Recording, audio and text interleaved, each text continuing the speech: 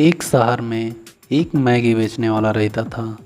उसका नाम श्याम था और उसकी दुकान बहुत अच्छे से चल रही थी और बहुत सारे लोग उसकी दुकान पर आते थे।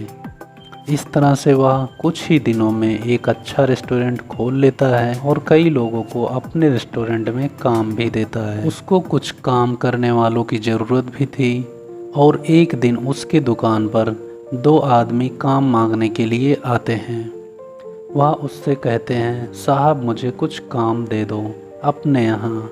दोनों में से एक आदमी थोड़ा गरीब था और वह अच्छे कपड़े नहीं पहना था। उन दोनों को देखकर श्याम कहता है, मेरे यहाँ सब अमीर आदमी आते हैं, मैं तुम गरीब को अपने यहाँ काम नहीं दे सकता, तुम जाओ यहाँ से। फिर दूसरे आदमी को वह काम दे देता है।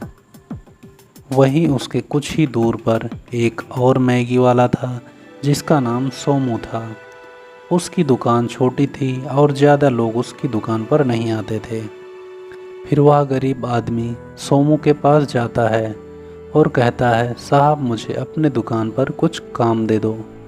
फिर सोमू कहता है, देखो भाई, मेरी दुकान ज़्यादा चलती नहीं है और मैं तुम्हें पगार भी नहीं दे पाऊँगा, लेकिन हाँ, मैं तुम्हें 2 वक्त का खाना ज़रूर दे सकता हूँ, जैसा तुम्हें ठीक लगे। वह गरीब आदमी मान जाता है और उसके दुकान पर काम करने लगता है।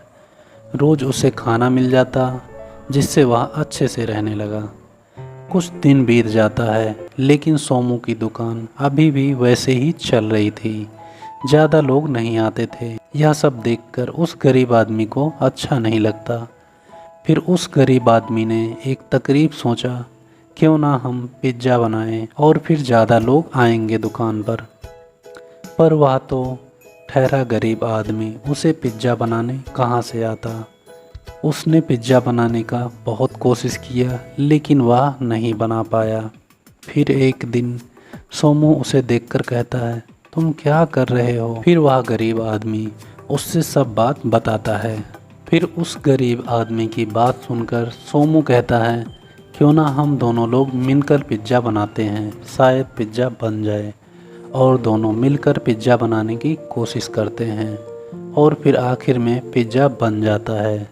अब वह मैगी के साथ पिज़्ज़ा भी बेचने लगे। अब धीरे धीरे उसके दुकान पर ज़्यादा लोग आने लगे और उनकी दुकान बड़ी होती गई। फिर सोमू उस श्याम से भी बड़ा रेस्टोरेंट खोलता है जिसने गरीब को काम नहीं दिया था, और वहीं श्याम ने जिसको काम दिया था वह कामचोर था। वह सही से काम नहीं करता था जिससे अब उसका रेस्टोरेंट चलना मुश्किल हो गया था। तो दोस्तों, किसी को किसी के कपड़ों से नहीं पहचानना चाहिए, उसको उसके काम से पहचानना चाहिए। तो दोस्तों, ये कहानी आपको कैसी लगी? अगर कहानी अच्छी लगी हो तो कमेंट में ज़रूर बताइएगा और ऐसे ही कहानी देखने के लिए मेरे चैनल को सब्सक्राइब ज़रूर करें।